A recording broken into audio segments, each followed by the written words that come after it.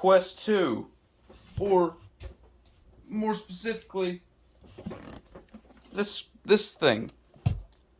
I've been waiting to do a review on this thing for a while, and I'm finally getting around to it. I finally feel ready to make this review. As you can see, this is the Quest 2.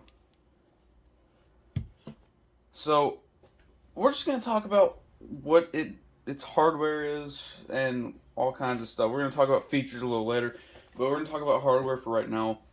So, the Quest 2 has a Qualcomm Snapdragon XR2 with 6 gigabytes of RAM and an 1832 by 1920 display.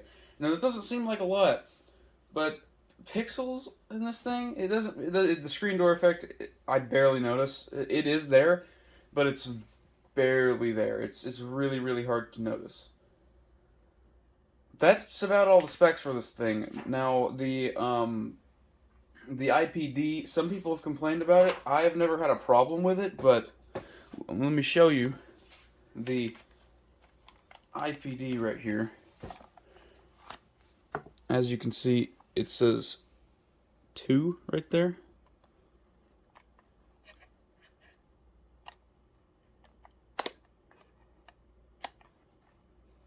So you can only move it to 3 settings. Now, you can move it in between 2 settings, like that. As you can see, there's 1 and 2. But I keep mine on 2 because that's my IPD. Now, what the IPD settings are is, I'm pretty sure the first one is 58 millimeters. The second is 63, and the third is 68. Just depends on your eyes. I can't really give you a definitive answer on which one you should use because it is your eyes. I use the second one because that is 63, and the image looks clearer to me there. So, now moving on to comfortability. When we talk about comfortable, I think this is what you're probably going to be looking for. It's comfortable to me. Everyone complains about the Elite. You need the Elite strap.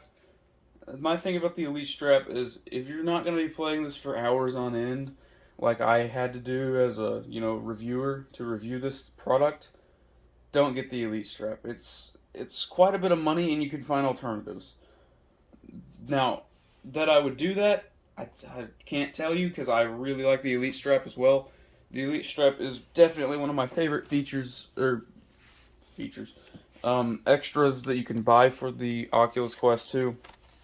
The Elite strap makes things a lot more comfortable, and it does actually clamp onto your head a lot more. It's a lot better. It doesn't feel like it's going to fall off. And as you can see, I have a VR cover on it. The Oculus sent it to me because I complained that the other one was a little uncomfortable on my skin. After like 3 hours, it did get uncomfortable, but honestly, if you're just going to be playing this on and off, it's really not that big of a deal. You don't need all the extras. But it doesn't. This thing doesn't feel heavy on my head. Actually, this thing's incredibly light compared to most VR headsets. It's I don't actually know exactly how much it weighs, but I know that it is a pretty good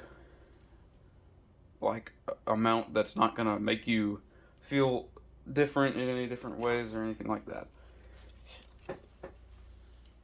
That's basically what's inside of it and how comfortable it is. So some software features. Now this thing's got a lot of software features, and we're gonna start off with AirLink. So basically what AirLink is it's basically like your PC without a wire. It's like wireless gaming, wireless PC gaming. That's about right. Now at the time of recording this, AirLink actually is, I believe, a developer option only, but they might be adding it soon for everyone. So becoming an Oculus developer isn't hard. You just gotta make an organization, and don't lie. The organizations that you make are supposed to be for gaming, like making games and stuff. So don't lie. I haven't, because I plan to make VR games. But honestly, that's the. You can also get a alternative called virtual desktop. It does cost money, but they both, in my experience at least, are the same thing. But Airlink has slightly more latency. At least in my experience. Now this may vary between internet connections and everything. My internet connection is actually pretty slow, but it works. Moving on to the next thing, the display. The display for this thing is really, really good. Upon release, this thing did a 75 hertz refresh rate, which is good, which is pretty good. It usually 60 standard. But now at the time of recording, it can go up to 120 hertz in the developer settings. It'll be in experimental features, I believe. Now, going into the software,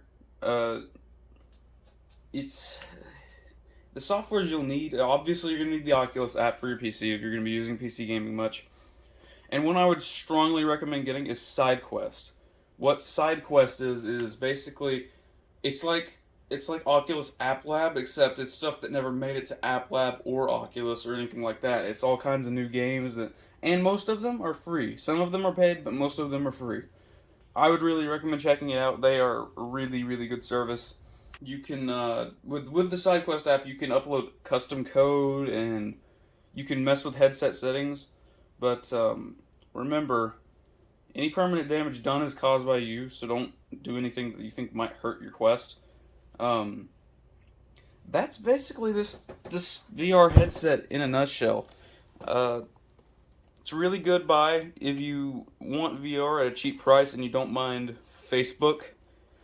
I don't care for Facebook, but also at the same time, it is what it is. They probably have super large amounts of data on me already anyway. So who cares, right? But that's it for this thing, guys. Hit the like button if you enjoyed it. Really hope you did. It's been a long time in the making. It's been since Christmas trying to make this video, trying to experiment with it and everything. So, yeah, like the video, share with your friends, and yeah, I'll see you guys in the next video. Peace out. Touching the truth.